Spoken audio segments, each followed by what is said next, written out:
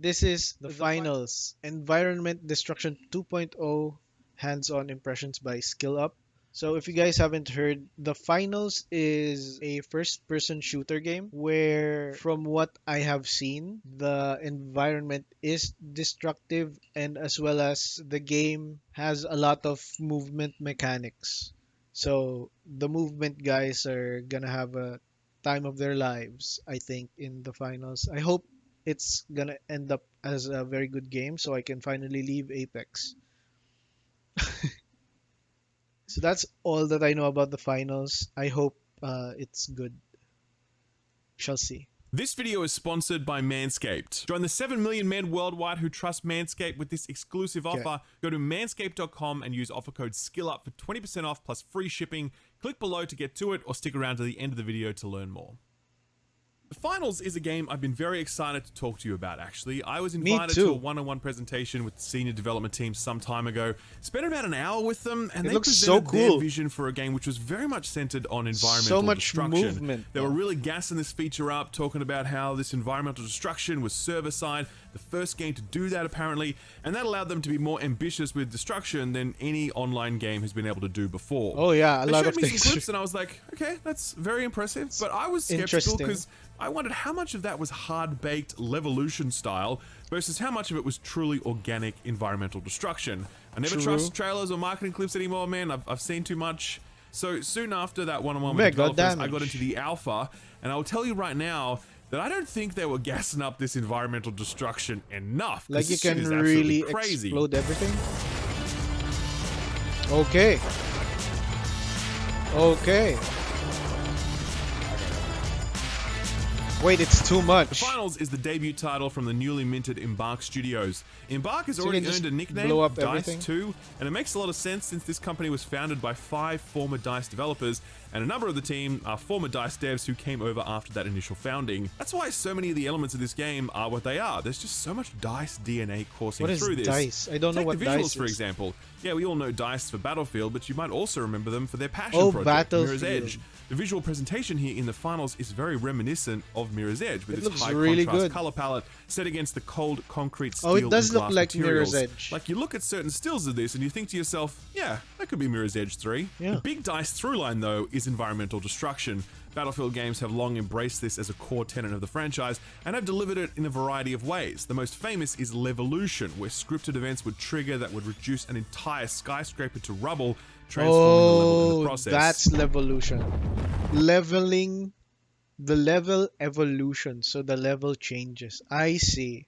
Now I know that term.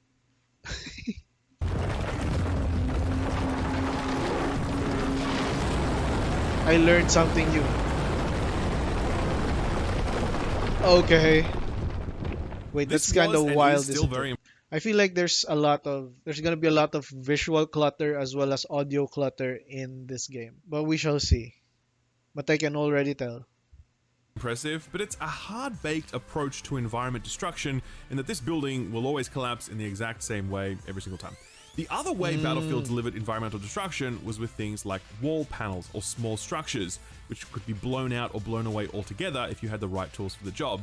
I wonder if with enough explosives, can you flatten out the entire area? Like if everybody just blew up everything? Even then, it had its limits, as the load-bearing elements of many structures were static, and you couldn't destroy them no matter how hard you tried. Okay, this is where the Finals really shines, because generally speaking, if you can see it, you can probably blow it the fuck up. There are exceptions to this, of course, but they are really the exceptions, not the rule.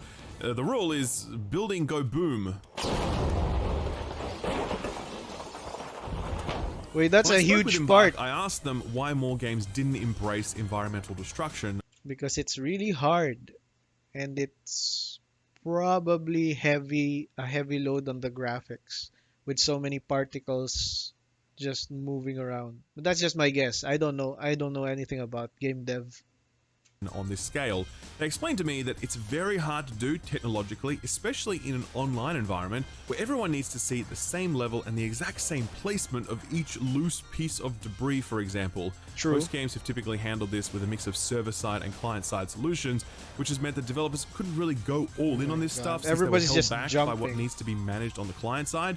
Finals is apparently the first game to handle all of its destruction elements on the server side, giving Embark the ability to be way more ambitious with how levels can transform in major and minor ways. I wonder if you can. I wonder if there's fall damage and if there's wall bang. If there's a wall bang mechanic, because I saw him shooting shooting the wall. I'm not sure if he can shoot through the wall, but maybe he can.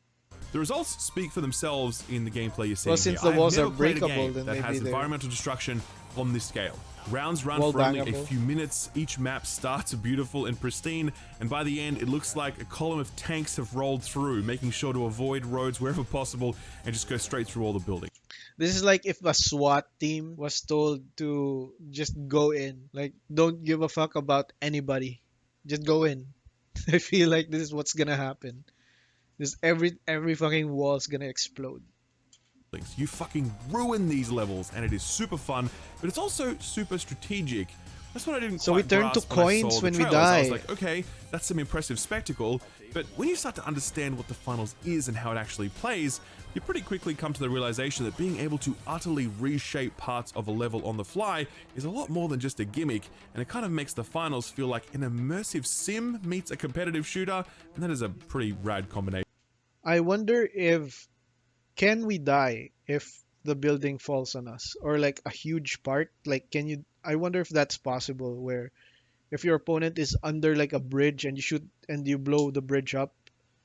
I wonder if the bridge falls on them, I wonder if they die. And if you get the um points for that, I'm not sure. I don't know how the game works. This is super cool though.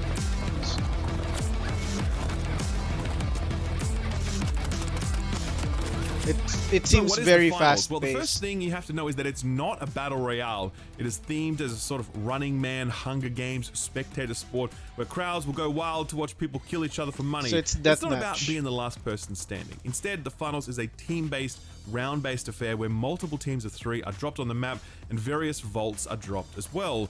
The Multiple teams of 3 are dropped in the map. So it's BR but smaller scaled. opening moments of a match involve securing a vault and then making your way to one of the cash out points. You slot this floaty cube thing into this other thing and the cash out process has now begun, and you need to hold out until that completes because your cash can and will be stolen from you if the enemy it's team like are able to capture that cash Extraction. out terminal. So this is where the game gets really fun. Everything to this point has been kind of set up, but now you're in a situation where one team Or is like defending capture and the multiple flag. teams are attacking, and the goal is not to kill the other team members. The goal is to capture the terminal, and there is one class that's capable of going completely invisible, and they can just sneak up behind the terminal and claim it if you aren't paying attention. Had that happen to me once, it was annoying but also kind of awesome. Defending it's the like terminal is capture the not flag. easy. You can have upwards of 9 other Slash- players coming at you, and It's like capture the flag slash control, I guess, mixed together, because you have to get something, bring it back, and then hold it, hold the area. Okay, that seems like a, yeah. I think that's a good game mode. in your team of 3, and the odds are very stacked against you in that moment. But it isn't usually like that, since there are always 2 of these cash out locations available at any one time, so usually you're just up against one other team of 3. Whether you're attacking or defending, third you're party obviously is going to be gonna be shooting people insane. with guns, sure, but you're also going to be utilizing a wide range of gadgets specific to your class. There are 3 classes: light, medium, and heavy. Wait, so there's 4 players per team, and there's 3 teams? Is that how it goes? Huh. And each of them have a variety of tools at their disposal: proximity mines, smoke grenades, auto-targeting turrets, zip lines, fortifications, Okay, it's RPGs, like Apex C4, the in that ability to sense. run straight through walls, you name it. It's actually The a really Juggernaut, expansive list bitch. of gadgets, intimidatingly so at first. I only messed with a few of them since there are so many for each class that I didn't have time to properly experiment with all of them. It's very interesting to see that Embark have been so freeform with all of this. Most modern games would have carved up these gadgets into a number of distinct heroes so they could sell those heroes as part of a battle pass or whatever. I mean, True. that is exactly what Battlefield 2042 did when it retired its class structure and replaced it with specialists.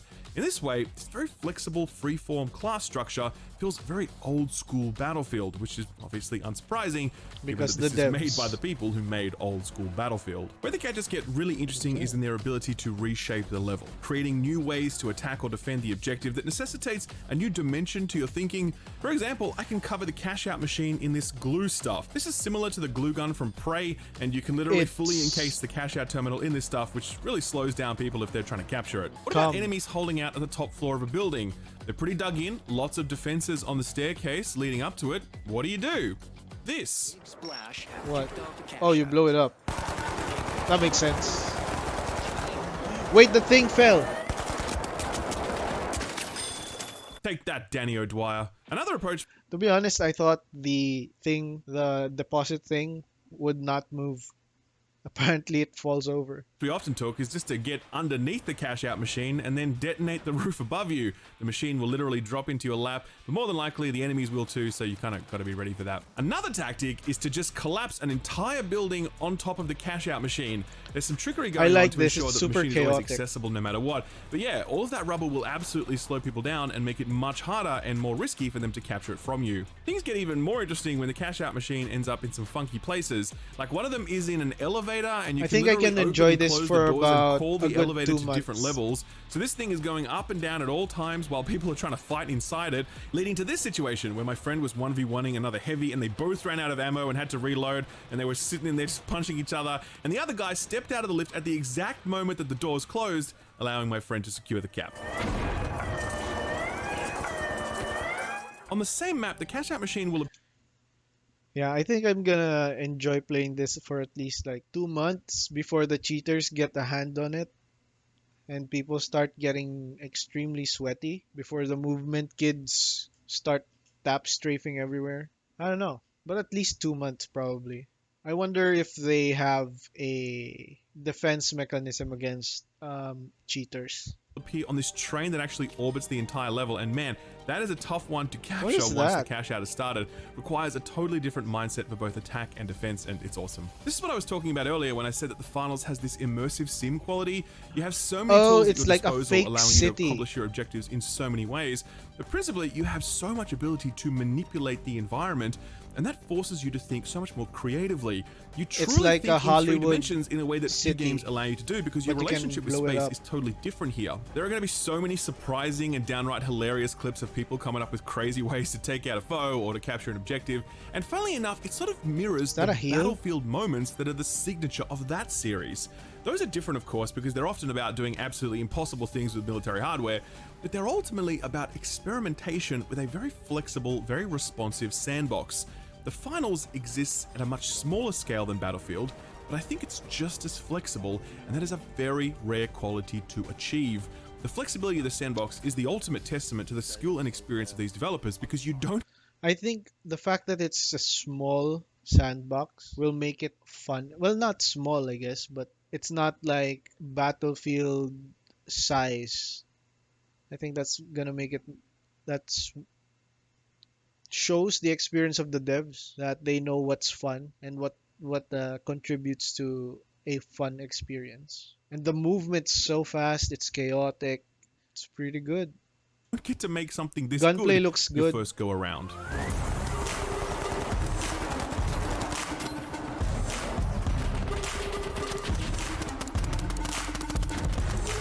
So what about some of the basic hygiene factors? Visuals, performance, stability, movement, gunplay, etc. The visuals, First I up, feel I like think this game looks absolutely awesome. I love the art design. I love how bright it is. I love the character Yeah. designs, which lean into urban fashion. I love Looks the effect of nice. the coins exploding when you KO someone. It's really satisfying. Just a really great looking game that's a solid 9 or 10 out of 10 in terms of presentation. Often competitive shooters sort of downgrade their visual fidelity to maximize potential player populations. I would It doesn't do that. seem like any compromises have been made here. It looks fantastic. Performance-wise, the first thing I would do when I play this game is put everything on low so I can have frames. Put like the graphics all on low. I only tested this on an RTX 4090, so I can't say how it runs on lower end machines. I can tell you it ran 4090 really well though. for me with no bugs or crashes. You might have noticed some horrendous lag in some of these clips. I was playing the closed beta test, which is hosted in the US, and I'm in Australia. So if ever I missed any Oh, it shots, is what it it's because of the is. lag and not my potato aim. Absolutely. But Of course seriously it's the though, I lag. still had a It's blast always even the with lag. this lag, and I really hope that when the game I does understand launch, you, it sir. delivers oceanic servers, since many online games don't do that. In terms of fundamental elements like movement, jumping, mantling, sliding, getting around the levels, it just feels superb. As soon as you Okay, load into a so level, the you're movement's flying. There smooth. are so many movement shortcuts set up designed to get you speeding through a And level as no quickly as fall possible. damage There's a from what I've tremendous sense seen. of pace to each round, and at least some of that is owed to how fluid movement feels at all times. Gunplay. I mean, these guys made Battlefield, so yeah, it's very good. I was surprised at how Gunplay much looks kick good. each of the weapons had. These are not futuristic sci-fi weapons with zero recoil and pinpoint accuracy. These are old rickety AKs and M249s, and these things have a lot of rattle to them.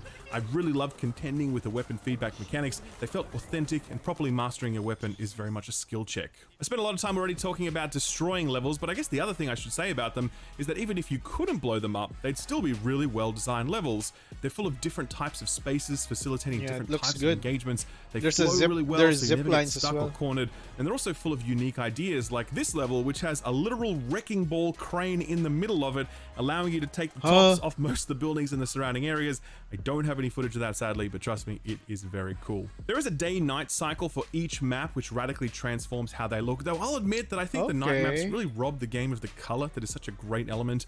There are also these timed events that pop in. Occasionally, the announcer will announce something like 0G or mega damage, and for a minute No or two, yeah, team things are really damage. changed up. It felt No very friendly arena fire. shooter when that stuff kicked in, and I was into it. Outside of that, the Finals is a free-to-play game supported by at least a cosmetic shop and a battle pass. I don't know about monetization beyond that. I don't know if they're going to Battle be Pass selling makes access sense. to gadgets in future seasons or whatever. I certainly hope not. As with all free-to-play games, hope for the best, but expect the worst. We won't know exactly how this monetization will look until the official launch, and it'll certainly be something I'm keeping an eye on. I hope it's just a battle pass and there is no loot boxes. No gacha system, just a battle pass. And if it will have a store for cosmetics, it's gonna have a store for cosmetics because loot box systems just suck. They're just terrible because you're paying for things that you're not sure you'll get. So yeah, battle pass, store, sure. As long as it's cosmetics and it's not and it doesn't affect the gameplay and the mechanics of the game, go for it.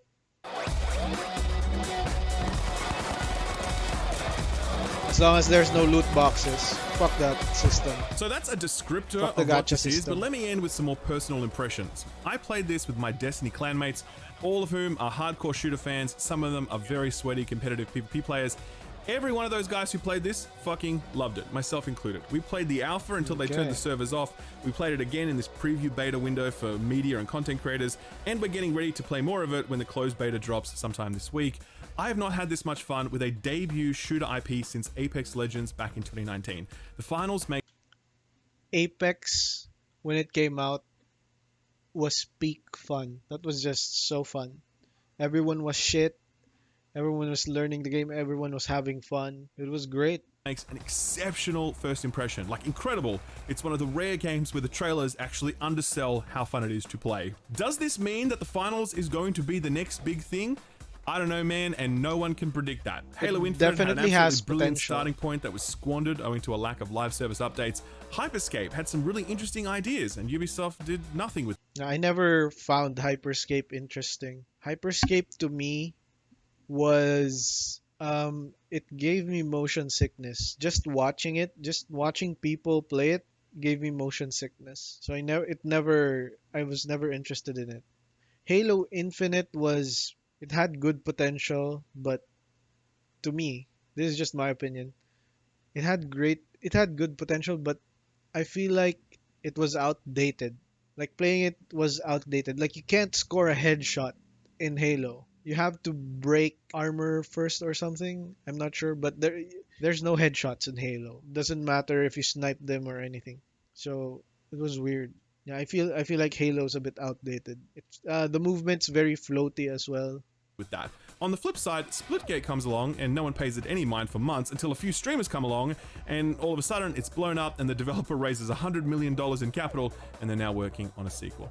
Ooh. Lawbreakers was actually a very good arena shooter that just died because of its terrible marketing. Point of all this is to say that when I it didn't comes even to know that was competitive a PvP experiences, there was a you game can't like that. predict where things are going to go. I'm not here to tell you that the finals is But the marketing on the with of the finals is pretty good because there's so much hype behind it. So there is a chance that this could become an esport if there is enough interest in it, which I think there is a lot of interest in it. So it can become an esport if the devs don't fuck up and the publisher just don't put a gacha system in it. No loot boxes, please. That's all I want. That's bro, please, no loot boxes. going to be the next big directory topping game, but I am here to tell you that it's very fun, for real. If you can grab two mates, you are all but guaranteed Also, if they can handle cheaters.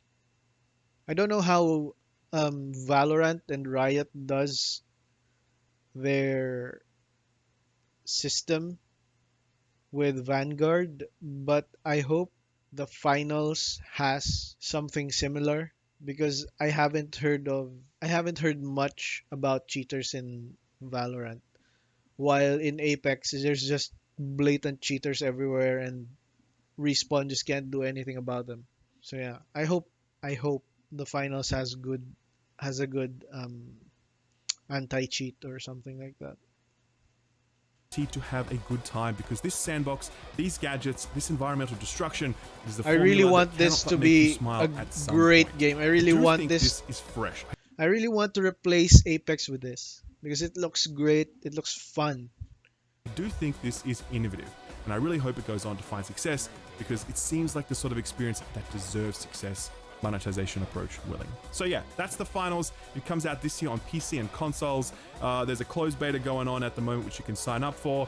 But I hope there's no crossplay because well, I wonder how they handle aim assist because with Apex consoles get 60% aim assist and those who play controller on PC get 40% aim assist if I remember correctly. And dude, you cannot beat them in a close range to mid close range. There's a really high percentage that you will die to an aim assist controller. Mid range, maybe you can survive, but yeah, it's. I wonder how they handle that because it's for console and PC. I was hoping it was like a PC thing, but we'll see. We'll see. It hasn't released yet. I'm just speculating, and I am hoping the best for this game. definitely expect more betas in the future. I hope you get in. I hope you enjoy yourself. I'm really excited for this one. Maybe I should get into the beta. I'll try to get into the beta. Gentlemen, here's a life hack. Shave your balls. That life hack comes courtesy of this Manscaped. video's sponsor, Manscaped.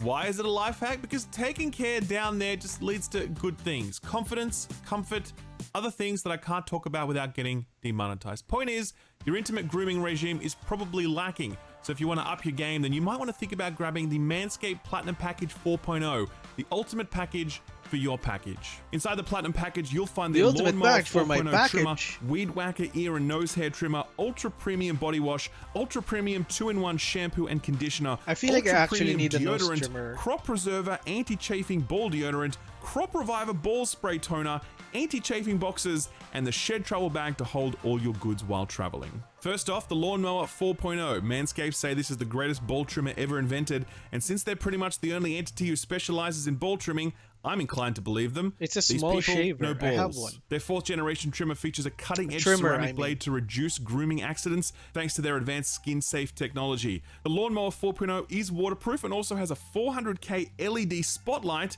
in case you need a more precise shave. My shaver looks exactly like that. Ever wanted to spotlight your junk? Well, now you can. also has Please like use a- responsibly. In addition to shaving, you can now completely light. upgrade your shower routine with the Ultra Premium Body Wash and Ultra Premium 2-in-1 Shampoo and Conditioner. You'll have all your skin People say two-in-ones are not good. Like especially women. They say that if it's two-in-one, three-in-one, it's probably not good at doing any of those. skin and hair feeling hydrated and smelling fresh. Don't forget to apply their aluminium-free So it's ultra better like premium deodorant focused. for that cologne quality scent on the go. Ever find yourself getting a bit sweaty down there? Thankfully, their Crop Preserver Ball Deodorant and Crop Reviver Ball Toner can solve these problems for you. Once they touch your sack, you'll never go back. All of this and What do those do? It's a deodorant for your balls. So it stops you from sweating, but sweating is like part of it, isn't it? Part of like the human physiology. I wonder how that will affect. Well, then again, when you put deodorant in your armpits, it doesn't really affect you much. Maybe. more in the Platinum Package 4.0. It covers all bases from head to toe, the best bang for your shebang. Get 20% off and free shipping with the code SKILLUP at manscaped.com. That's 20% off with free shipping at manscaped.com and use offer code SKILLUP at checkout. Manscaped, helping you be a baller by taking care of your balls. Thanks Manscaped for sponsoring the video and thank you for watching it. Helping you take care of your bola. That was a nice video. That's a good review. I did learn a lot from Skill Up here with their cover on the finals. Yeah, I'm looking forward to this game, and I hope it succeeds. I just want to play a good game, man. I want to play a fun game. I want to play a good game. So anything that could be even has the potential to be fun and good. I love shooters, so I really want this to be my next game. Like the next game that I'm gonna know life.